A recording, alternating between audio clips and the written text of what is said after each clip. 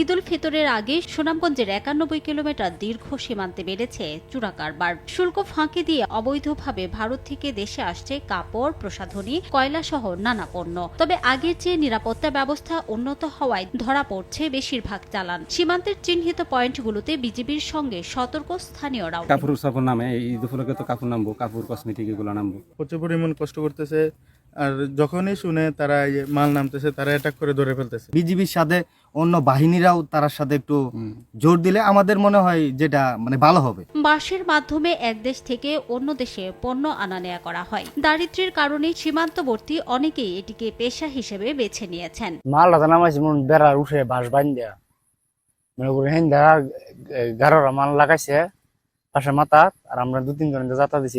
বড় বড় কারবারিরা যারা ব্যবসায়ী করে আর গরিবরা তো পূজাই পেতেছে। বিজিবি বলছে সীমান্তে সুরক্ষা ও চোরাচালান রোধে আগের চেয়ে বাড়ানো হয়েছে নিরাপত্তা ব্যবস্থা। গোয়েন্দা তৎপরতা, নজরদারি এবং আমাদের টহল কার্যক্রম আমরা অনেকাংশে বৃদ্ধি করেছি।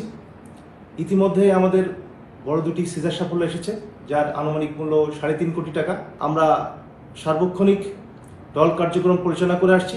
তো আমরা আশাবাদী ঈদকে ঘিরে এই চোরাচালান দমন সম্ভব হবে।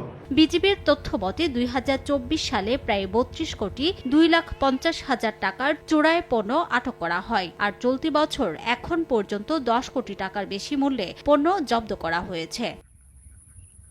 সময় সংবাদ, সুনামগঞ্জ।